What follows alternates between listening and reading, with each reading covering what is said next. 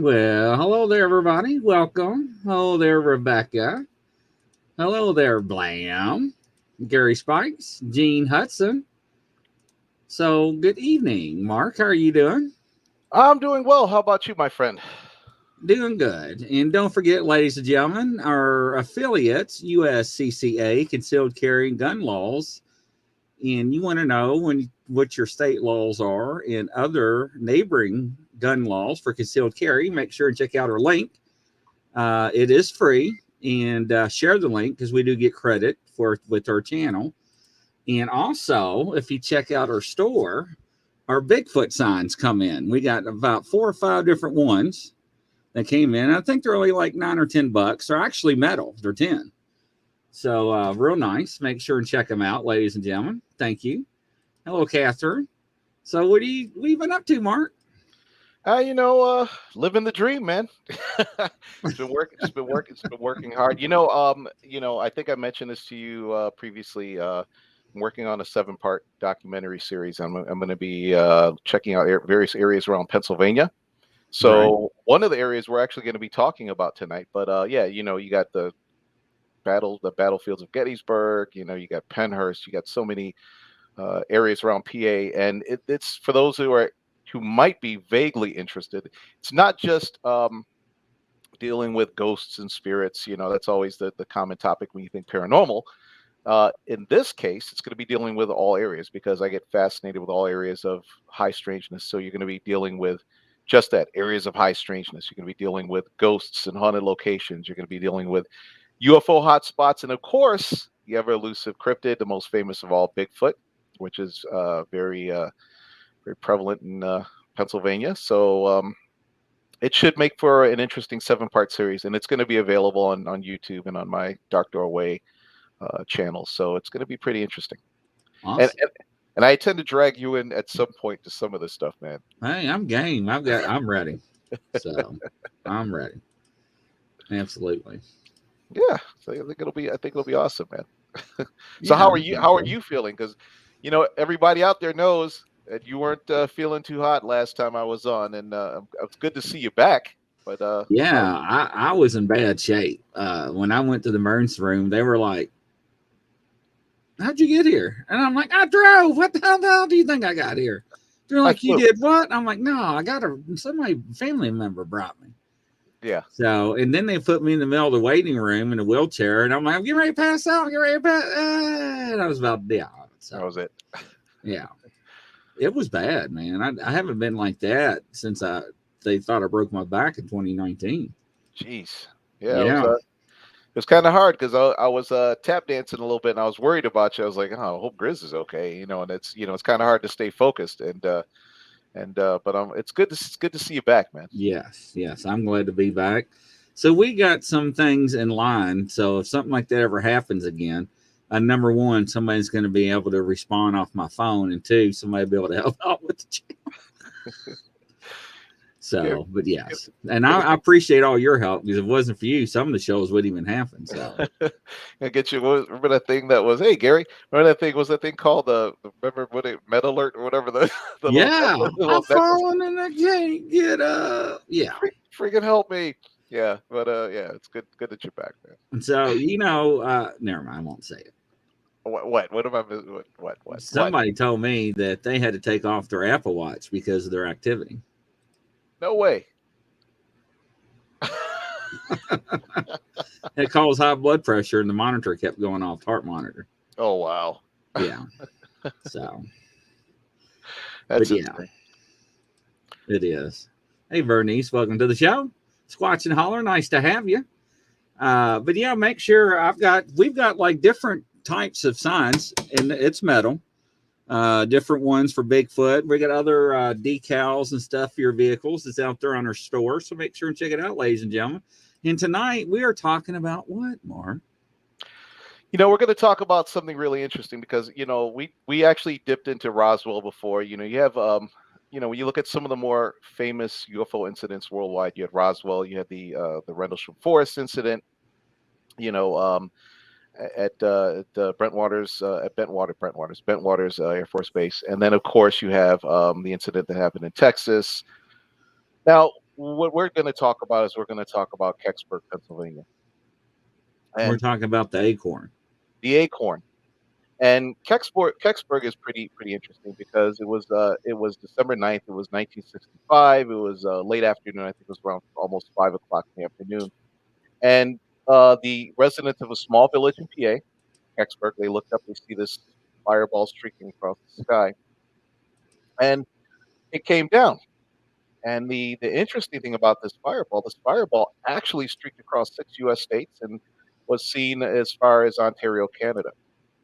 There were no less than I think about 23 pilots who saw this thing streaking across the sky. There was debris coming from this object. As a matter of fact, in one rural part of PA, a brush fire actually got started because of falling debris. This thing comes down, and needless to say, what happens? The fire department's dispatched. They don't know. I mean, it could have been an airplane that went down. And the fire department was dispatched, and they showed up on scene, and there were witnesses to what came down. And obviously, just like in a lot of cases, the military was dispatched almost immediately, and they cordoned off the area. And it's pretty funny because you have to ask yourself, how did the military know this thing was going to be going down? Because even if they had, you hear about these response teams that the government has. And I don't know if it was. I think it was initially the response teams were initially formed by the Majestic 12, I think. But anyway, you have these response teams, and they're the ones that come out. They're the same response team that went out to Mexico when they had the downed UFO in Mexico. Standing Stone said, "Did you get my message in the Bridgewater Triangle?" Yeah, we're going to talk about that. We're going to talk about that offline. Standing Stone, 1776. So, you had this object come down. The people saw it, and like you said, it was an acorn. And it's just a matter of fact. Let me throw a picture of it here just for you guys, real quick. So, Didn't they erect a statue of it? yeah, and that's actually what I got a picture of right here. So this is the statue that's in Kecksburg, PA, right now, and you guys can see this statue. Let And me blow you up here. yeah, and that statue was actually based on eyewitness testimony. They said it had some strange writing on it, some weird glyphs and so forth on the side of this thing. And we're going to get into some speculation about this thing, some pretty far off, some pretty far out theories about what this thing could possibly be. But yeah, isn't that where they got the idea for Mork and Mindy? it's so funny. I don't know. They probably did, because Mork did come down in an egg. It wasn't an acorn. He came down in an egg. But yeah. So you always had the thing that folks think they thought that this was the critics say that this was something these small towns drum up to bring. I love that Bigfoot saw me. It said that nobody believed him. Well, the other ones are green with my background, so you can't see them. Oh yeah, it's being chroma keyed out. Yeah, so and there's a different one right there. So somebody's like, I'm gonna order me a sign. We got a bunch of signs. I thought that it was for some reason. I thought you had some cool transparent one going on here, but it was just being chroma keyed out. So yeah, so that this thing goes down. They and of course one of the interesting facets to the story was that at some point later in the night this thing was removed. And there are folks that apparently had seen military trucks with a big giant tarp over something that was shaped like the acorn moving out of the area. So this brings up a lot of questions. What exactly was this thing? Are we talking about a top secret government project? And let's say, for the sake of argument, Grizz, that it was a top secret government project. Okay. Okay. If that was the case, why would there be a need for these glyphs, this language on the side? See, that's what puzzled me, right? Because if you remember in Roswell, there were also markings on the debris field, remember, on certain pieces of the whatever type of metal that they recovered. Yeah, they actually had let's see if we can blow this up a little bit here, move it over. They actually had in Roswell, on the recovered wreckage of Roswell, they actually had some I-beam type structures, and I know for that they said these I-beam structures actually had some high. They always say hieroglyphics, but there's nothing that was really said it was hieroglyphics. It was some type of visual markings on the side of this debris, and it's pretty interesting because I like when I investigate, when I look into things, I research, I kind of wonder so let's say for the sake of argument that this is a military vehicle, it's something that we're testing. What's the purpose of having these quote unquote hieroglyphics on the side? So is it that it wasn't ours, or maybe it was ours and they anticipated the fact that this thing might come down and it's a disinformation tactic? I don't think they're that smart. No offense.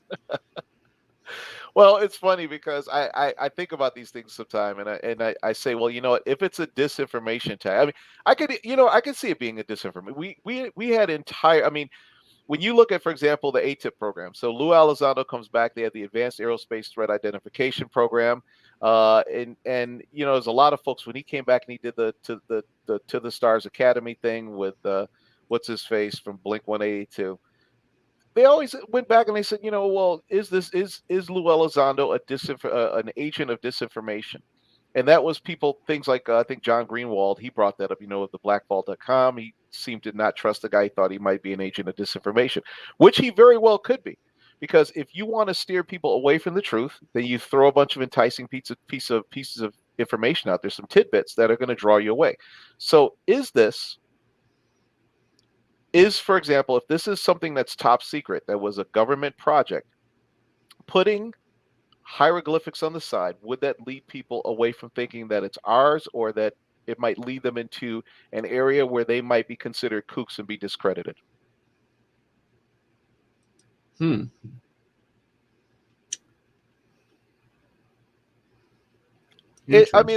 it's a thought. Think about it. You're out there, you see this thing come down, and you tell everybody, say this big acorn thing comes down and it had this weird writing on the side. People aren't going to think U.S. government; they're going to think extraterrestrial. And if they think, and at the time, you had this big whole UFO boom going on, so they might go back and not even think it's ours just because of the writing on the side. And it could very well have been our own technology. It's a thought, right? Yeah, it makes you think, but I don't know. I never really thought of it that way. I just don't see. I don't know. Maybe somebody did get smart and say, let's just throw some gibberish on there. I like what you said. You said no, we're not that. They're not that smart. Well, I mean, no offense, but back then they wasn't thinking that way. Brian Barber said as the egg Mort came in. Yeah, right. So, I have my own theory about this, right? And it kind of goes into some other stuff, but I think it's a terrestrial object, and there's a reason why. And we'll kind of dive into this. So I don't know if you guys remember, there was a story that actually came, at the end of World War II. You had Operation Paperclip, and that was the whole idea where we tried to go in, we snag up these Nazi scientists before they fell into the hands of the Soviets or whatever, and we had Operation Paperclip. The whole thing was to go in, and there was stories that came out of as a result of Operation Paperclip and the American troops that went in, and the Germans seemed to be working on a project that was called the Glocke, because they had their Wunderwaffen program, their wonder weapons, because they were trying to win the war at all costs. And they had something they were experimenting with, which was called the Glocke, the bell. And this was a big bell-shaped object. Let me see if we can throw a picture up here of the Glocke. Here we go. Here we go. So they had this bell-shaped object. And this bell-shaped object supposedly was an anti-gravity device. It supposedly was able to traverse time, and it ran off of something called red mercury, which was this mystery chemical, ran off of which was called red mercury. The issue with this whole thing was that apparently the stories that came out was that this thing was uncontrolled. They literally had it chained to the ground. I mean, this thing was uncontrollable, and they were trying to figure out how to get this thing to work. And there's always been a question as to whether this is something that was acquired alien technology, either through a downed craft or through some type of agreement. The interesting part is if you look at the Glocka, and then we went back and we looked at the Kecksburg. Um, we looked at the Kecksburg UFO. Let's see if we can get this here. Right? You see some similarities between the Glocka and the Kecksburg UFO. Right. And one of the theories is that this device right here was possibly activated at the time that the Allies overran Germany. And in order to keep it from falling into the hands of the enemy, they activated the device. And it's kind of fun to speculate that if this were the case and the Allied troops went in, they found out about this device, they found out that this thing was activated, and let's say for the sake of argument that they activated and sent this thing through time. You would know in the past exactly where it's going to come out in the future. So let's say you yourself, you're a military official, you're part of the those who are above top secret, and you know what year they sent it to, you would probably detach a unit to wait for it to appear because you know exactly when and where it's going to come out. So it sounds like a far off theory, but it's actually kind of oddly coincidental that these things actually occurred the way they did. It is interesting. Yeah. And to this day, that the whole existence of the Glocka it's pretty weird because those things were like hotly debated. What we do know is that the Glocka did exist. What's questionable about it was, did they ever get it to work, or what was it for, and where is it? Because no one ever seemed to find it. Maybe it was sent forward through time. Maybe, who knows? I mean, because the whole idea of this thing was to be this anti-gravity type of aircraft that they could use against the Allied forces. And then, voila, it appears over the northeast United States and works its way down and comes down in Pennsylvania in some rural area. Well, they said Hitler did not have a UFO.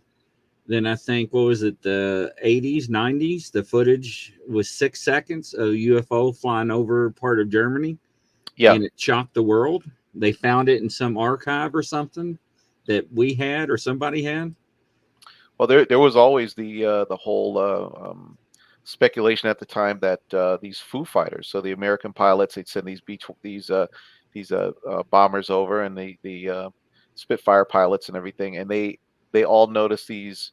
They called them Foo Fighters. They were these balls of light, like almost like a plasma, and they seemed to be buzzing the B-24s, right? And they were just and they were always buzzing as they would go on the bombing runs, and they didn't seem to have malicious intent. They seemed more curious than anything, and for a long time they speculated that these were German weapons, but they never tried to take down a plane. They would fly alongside. They did some pretty amazing aerobatics if you think about it. They flew along the wing. They buzzed the cockpits, and for a long time it was like, well, what are these things? And the crazy thing is, one theory is that's how Hitler escaped, was in the Bell. You know what, Brian? If he escaped in the Bell, he didn't survive the landing. That's for sure. Because that thing went down in a ball of flames and it hit the ground hard. So But yeah, they always talked about Foo Fighters and that they figured it was a German weapon. But if it's a German weapon, its job would be to disrupt the flight, take down a plane. But it never once happened. Yeah. They seem to be more curious than anything. I don't know. So, I mean, if you had to think about it, what would be your thought on what this? I mean, would you think the Kecksburg UFO that it's? I mean, by definition, it's a UFO. It's an unidentified flying object. I mean, absolutely, unidentified by civilians. Right? Maybe the military already knew what it was. Maybe it was a top secret project. Maybe they had the plans to Glock and were testing their own version of it. Well, it could be. Really could be. It's interesting how the events unfolded and how they try to cover it up. Yeah, it's absolutely true. And one of the things that's always interesting too is people that have encounters with UFOs, like real UAPs, that seem to be something that is not of this planet. usually these things seem fairly indestructible until they crash. Blam said he saw the Foo Fighters Foo Fighters in concert. last year. That deserves a laughter. Yeah, but you got these things, they come down and they seem fairly indestructible, but when they crash, like just like the one in Texas or the one in Roswell or even the one in Kecksburg, they seem to be susceptible to breaking up on impact. But that's another thing. The Kecksburg UFO, it didn't break up on impact. It went down. It was on fire. It went down, but it seemed to be fairly intact when they found this thing. Right. The fire department, they were rushed off. And you always have the same old typical thing. You know what happens? They threaten them. Don't tell anybody what you saw here. That type of thing. So, once again, I'm going to ask you. If you had to probably speculate as to what this thing possibly is, what would you think it was? I would probably say it was not of this world.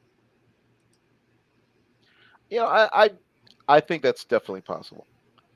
Like I said, I tend to think that we're dealing with something that's probably terrestrial. But then again, too, there's another thing that I found interesting. When this thing was streaking across the sky, like I said, it traversed 6 states. People heard sonic booms, right? Well, that's unusual. You're right, because UFOs don't make sonic booms. Right. I think it was the Tic Tac. The Tic Tac at some point when they said it shot off, they said this thing moved at like Mach 32 or something like that. Right. And never once did they hear a sonic boom. You should have heard like 32 sonic booms. They heard nothing. Completely silent. Just 0 to 30 Mach 32 instantly. Bolivia had a lot of UFOs that said so. Yeah, they had, but so you have this whole thing with like I said, with the Glock, and then again, what is the writing on the side? What is the purpose of the writing on the side? We have planes. What do we put writing on the side of planes for? We put it on to identify the tail number, country of origin, especially in the military, in the U.S. Air Force, right? The tail numbers are usually on there, things like that. This thing had writing on the side. What was the writing for? Do aliens even care about aesthetics? Because when people have you got me on that part. Yeah, because when people have had what could be considered real close encounters, and I'm talking about by J. Allen Hynek's definition, real close encounters, right? There seem to be no, like, come on, dude, I got a Mustang. It's all tricked out, right? I mean, right. Humans, we tend to like identify ourselves by our cars. We want it to look cool, or whatever the case may be. But they seem to be very, very purposeful of what their craft are. So why would this thing have writing on the side? For what purpose? Who are they identifying it to? Well, you made a good point on that one. Does it say gas, grass, or whatever? Nobody rides free. Right. From Galaxy. Yeah. There was smoke. There were, like I said, there was a fire that was started. There was stuff that dropped off of it. It crashed in the woods. None of this really, and the other thing too, none of this makes any sense. They carted it away in the middle of the night. Middle of the night, it's gone. Military swoops in as always, and they cart this thing off. Yeah, but if you think it was man-made, don't you think it would break up on impact? Exactly. That's what I'm thinking. If we have a fighter plane and it goes down and hits the ground, that thing is toast. You're gonna have a debris field a half a mile long. This thing went down and it was intact. So maybe who was it? Standing Stone said that Hitler was inside. Maybe if he was in there, he was just tomato soup. Yeah, right. Inside. It's getting to start, motherfucking.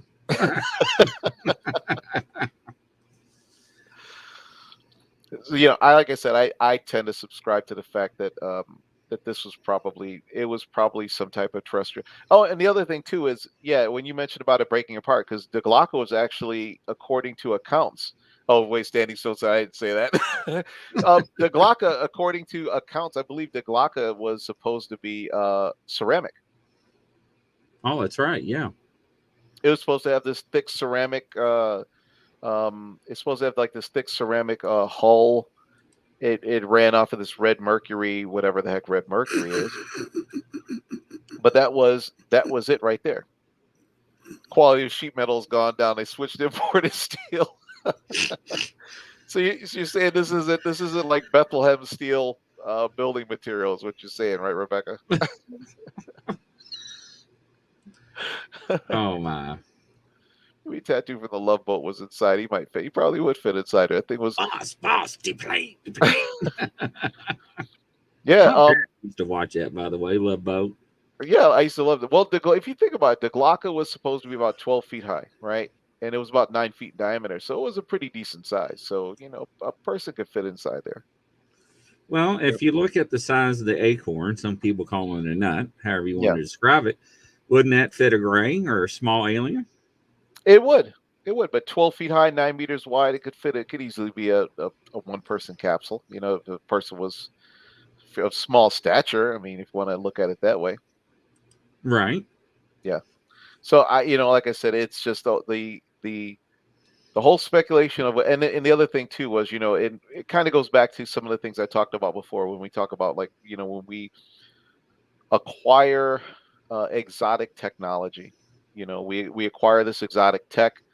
And it's so funny because, just to rewind a little bit, people always talk about disclosure, right? We say, well, when are you going to have disclosure? When are they just going to admit these things are real?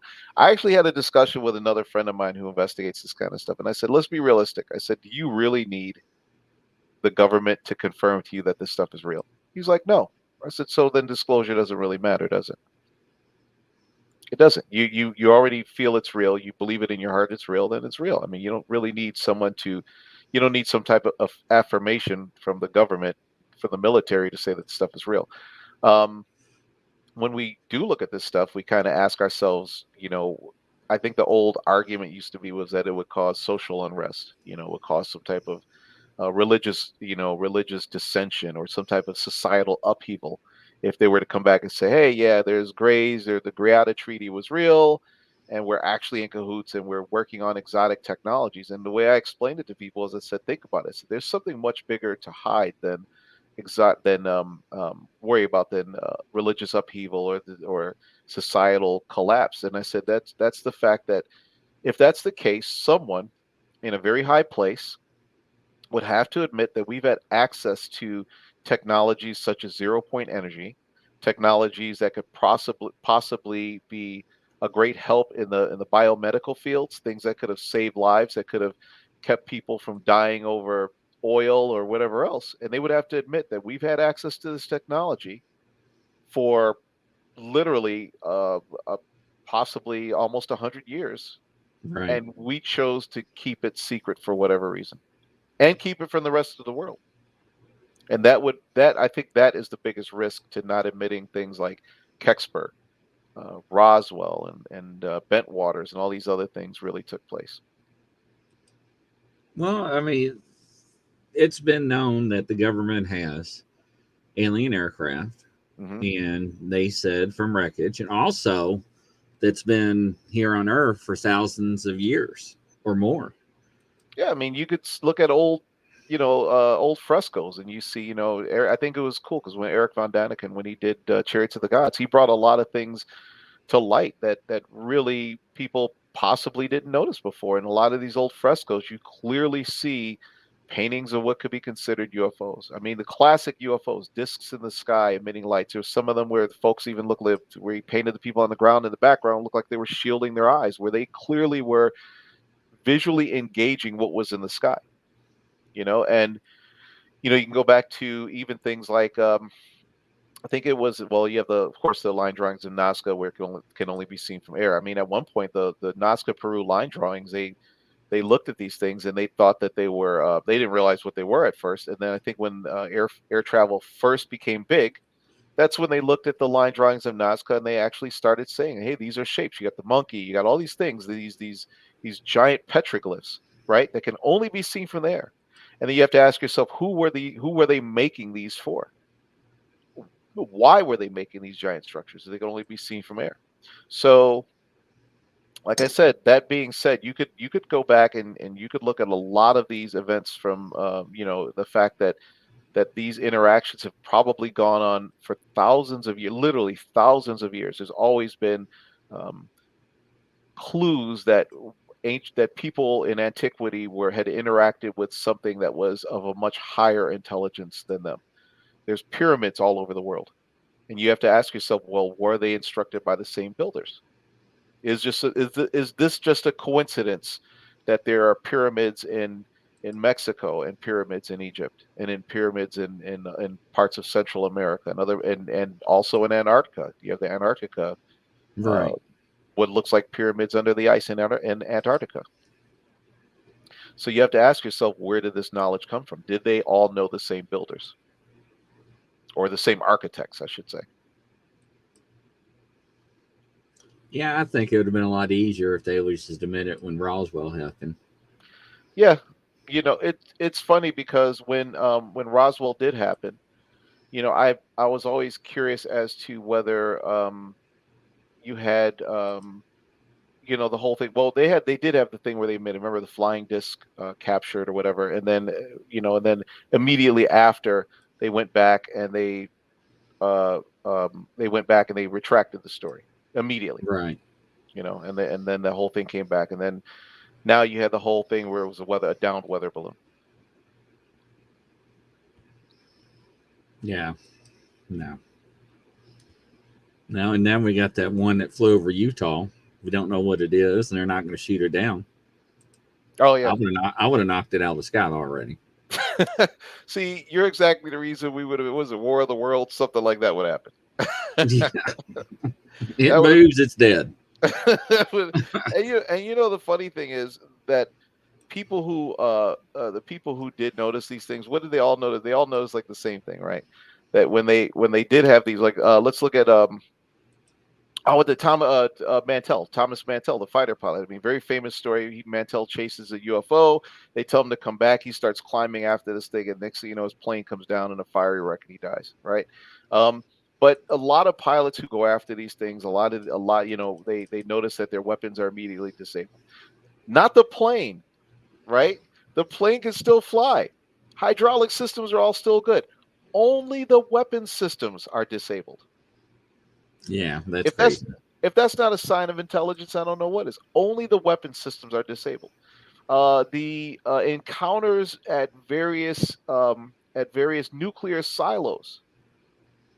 People came back when they had these encounters with UFOs flying. They seemed to be really interested in our nuclear sites.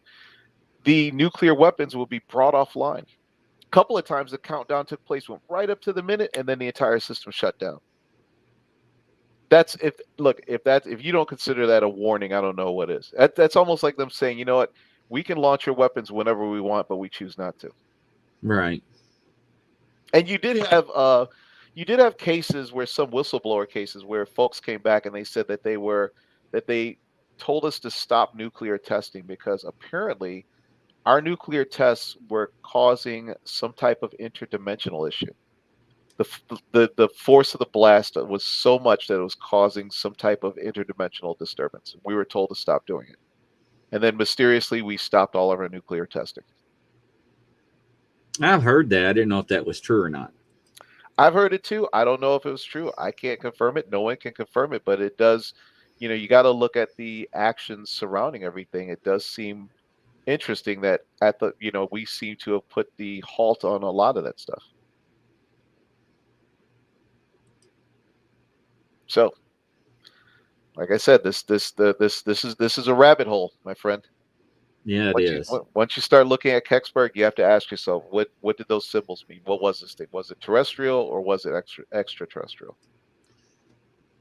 My question is how many other down crafts happen and it's not reported? That's a good question. Or how many were just silenced? Right.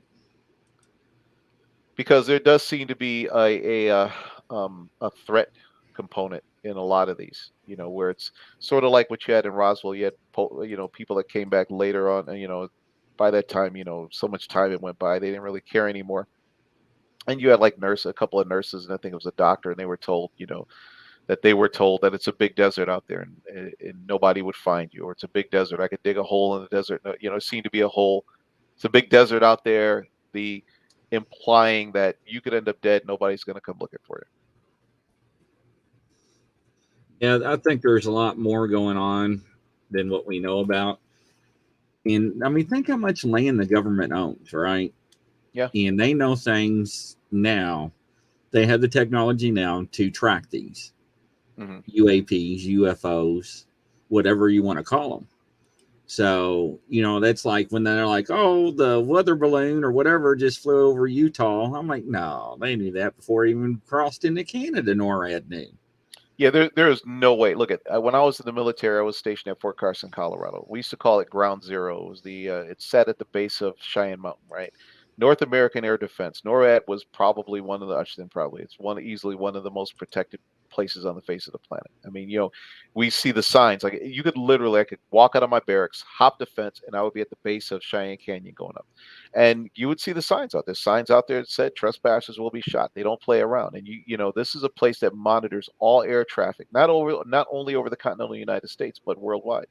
And there's no way you're going to tell me that this spy balloon, came over American airspace and wasn't detected by somebody. And it goes back to, it goes back to what I was thinking about. Was it the Spy Games? Where Right. they sort of had this it's weird, it's like almost like an honor among thieves type thing, where they sort of had this mutual, I don't know what you want to call it, this mutual back and forth. I don't shoot your stuff down, you don't shoot my stuff down, where it's almost like a game. And I think, had it not been noticed by civilians, they would have just let it cruise out of our airspace and work its way, follow the jet stream back to the east. Yeah, I mean, there's a reason why they're not knocking it out. So. Yeah, of course not. I mean, like I said, I think it's one of those things where if we start shooting them down, they're going to start shooting ours down.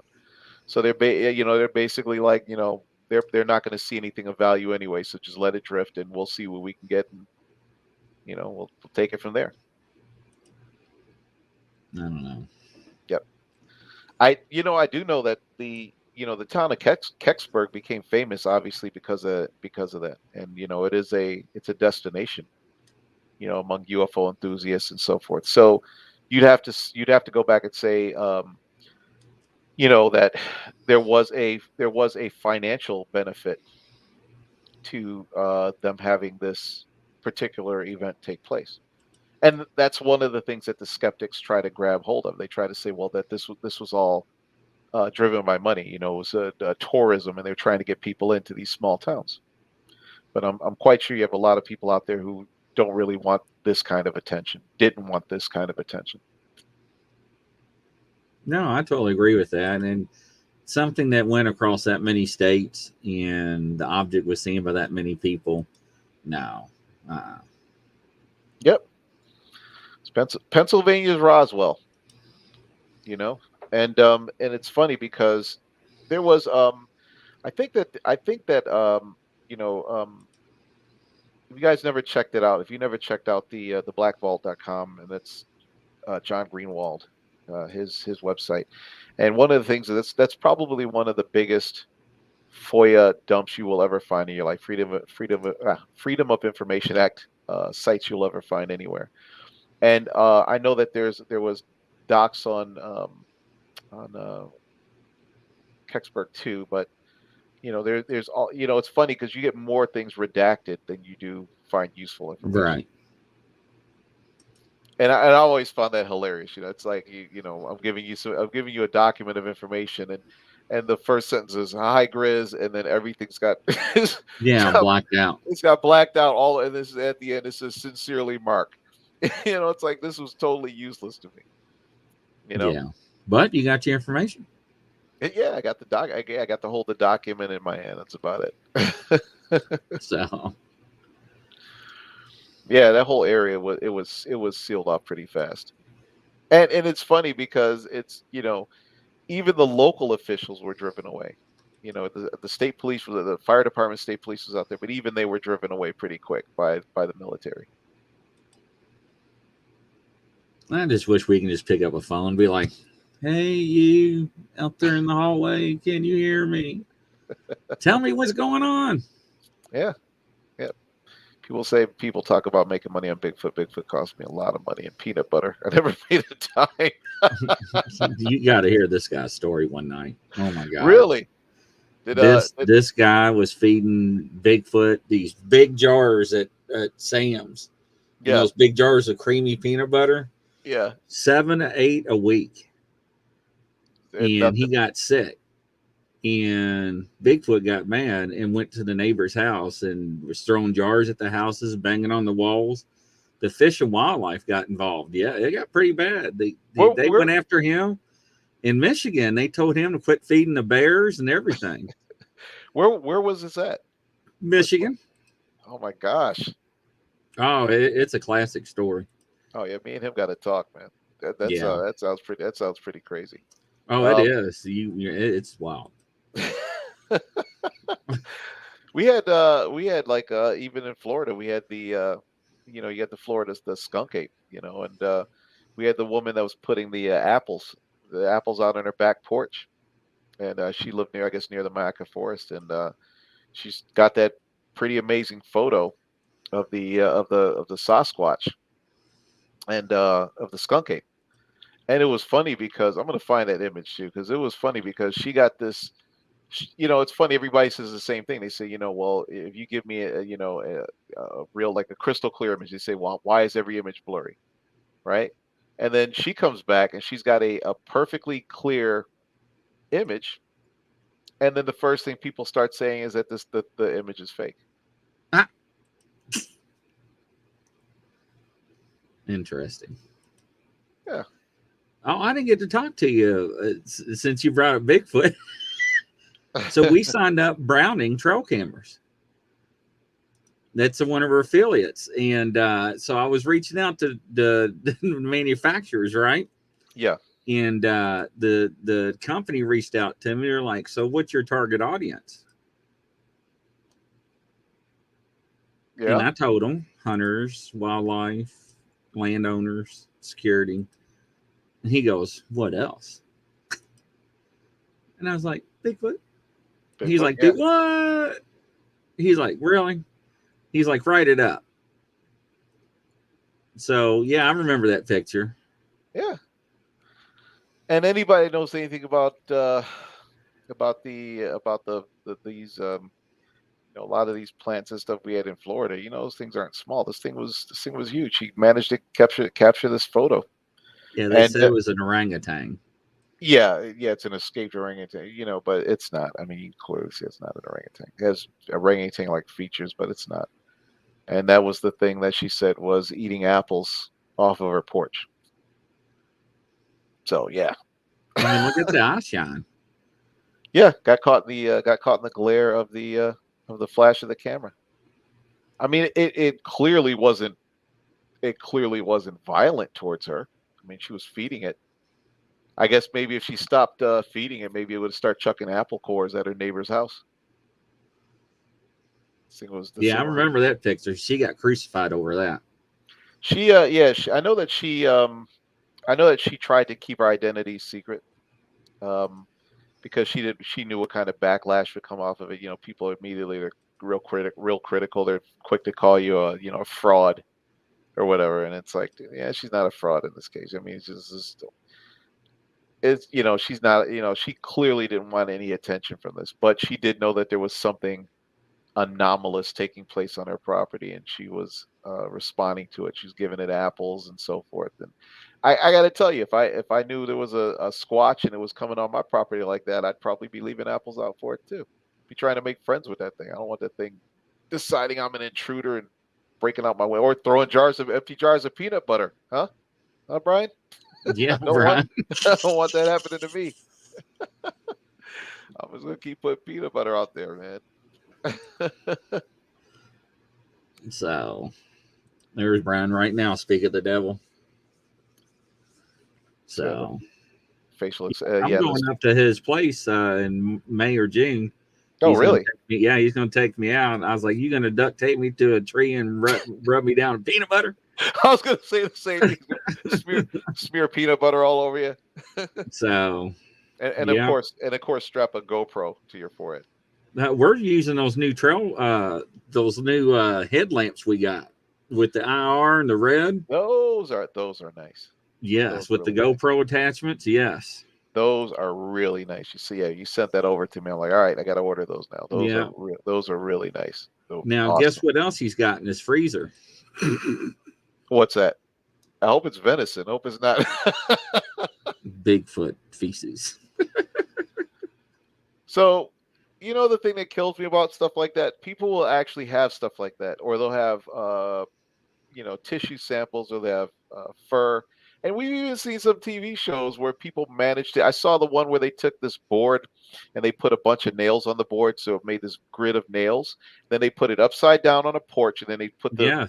put the bait out. And this thing stepped on it. It actually had blood and hair and tissue on it. And every single time, it never fails. What they say, inconclusive, Yep. inconclusive. And I think you mentioned before, was it deductive reasoning that Sherlock Holmes said, when you've eliminated everything else Yeah. and the only I only thing mean, that's come left on. is the improbable, then Right. it's probably the answer.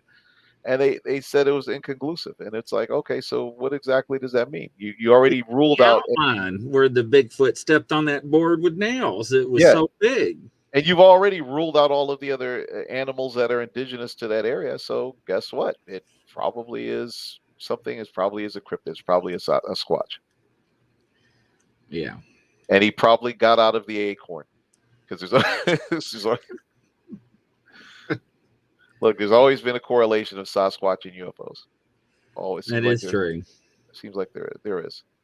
So, Henry says there's 100 screws and plywood works on bears too. Yeah, it keeps bears out of the cabin when you're in a remote area. Yes. however, they can identify bear DNA. They couldn't identify this. Mm-mm. No, not at all. Yep. So incidentally, one of my locations is going to be Kecksburg. So what I'm going to try to do is I'm going to try to find out if I can get some folks in the area, maybe some relative or some descendants of the folks who were originally there, if they're around. And I'd love to hear what their stories are, because usually the families hear the dirty details. You know what I mean? That those are the ones that Right. they tell to their kids and their grandkids and tell them, well, hey, when this happened, I was, here. So I really want to find out some more of this information from the folks that were actually there. Yeah, that'd be really interesting, I think. I mean, 1965. I mean, there were some people around. Should be still around. We were probably kids when it happened, but I'm quite sure they heard stories from the relatives that were out there. Oh, yeah. You know how small towns like that know everything. Oh, yeah. Uncle was a fireman, and he came back and told us that he saw, because that seemed to be the stories that did come out of Kecksburg, were the relatives of the eyewitnesses. And that's what I want to get. I want to get some of those folks on camera. So if I do that, I'll definitely bring it back and we'll revisit it, and I'll play back some of those interviews. Well, that'd be awesome. I think it would be. Yeah, they're saying it is too. Yeah, I mean, but like I said, it still goes back to the fact that what I said is that I kind of lean toward the fact that you probably, maybe it's just me being, just looking at the fantastic. I think it would be interesting if you found out that this thing was actually Diglaka. Maybe we were testing our own version of it. That would be wild. You But the inscriptions and markings throws me for a loop, though, like you said now. Yeah, I'm wondering if that was a whole disinformation thing. I mean, well, you can't put U.S. Army Air Corps on that thing. Then it's a Right. then it's a clear, and just think about it too. Let's say for the sake of argument, they did put that on there, right? And then it came out and the people said, oh, it said U.S. Army Air Corps. If there's a foreign government that's listening in on this story, they're like, holy cow, they're working on some exotic technology. Right. Versus if somebody says it was probably alien, it makes it easier for them to discredit. It's true. Yeah, Brian says if you ever want to talk to him, he'll tell you a story. It's pretty wild. You got to hear it from him. Oh, I definitely want to hear it. Also, they're going to Kecksburg. That's pretty cool. So yeah, it's. And if anybody out there, you guys know anybody that that's from the area and they might have some interesting information to talk about, yeah, definitely put them in touch with me. Yeah, and speaking in touch, how they get a hold of us and the website and everything else. They have to write down Parafactor and put it in a bottle, and you put a cork in it real tight, and you toss it into the water, and eventually it floats back to one of us. No, actually, they can go back to parafactor.com.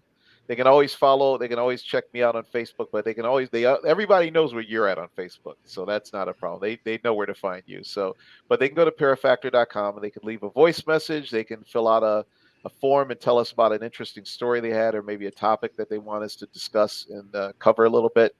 That would be great. We'd love to hear from you.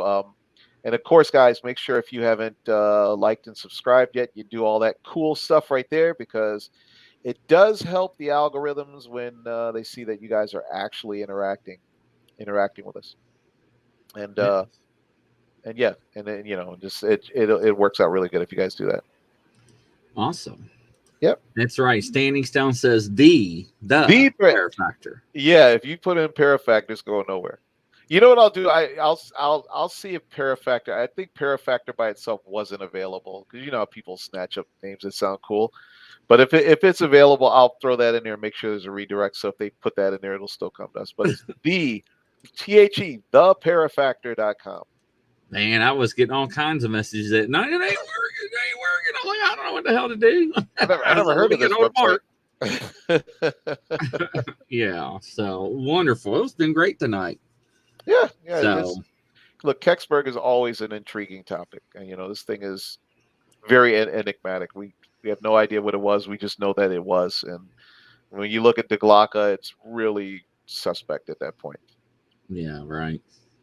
All right. Yep. Well, it's been great, Mark, and from coast to coast, around the world, everybody. Have a good night. We'll catch you on the next show. Night, guys.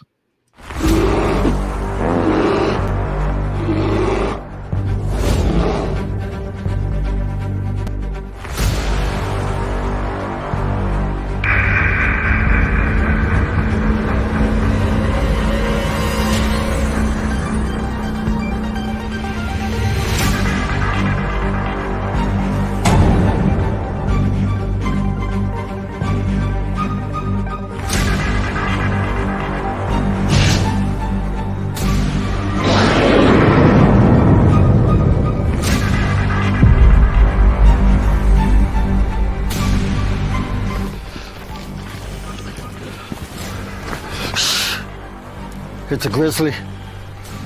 Should we get out of here? No. We're gonna watch and listen.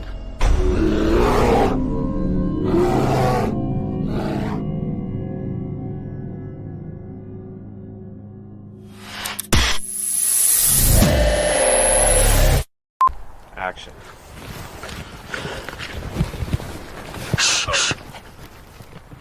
It's a grizzly. Oh, shit, should we run? No. Action.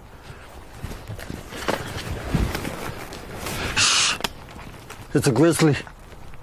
Oh, should we run? Okay.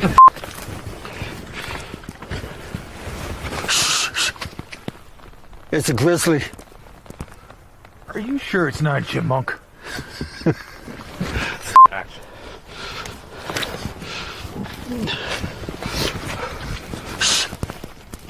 No, I'm out of here. Action.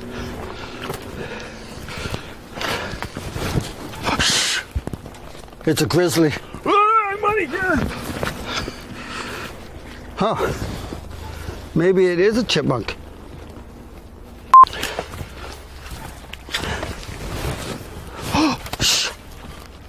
It's a grizzly. Are we gonna die? I don't know. We're just gonna sit here and listen and watch. Let's get out of here, maybe. Fall!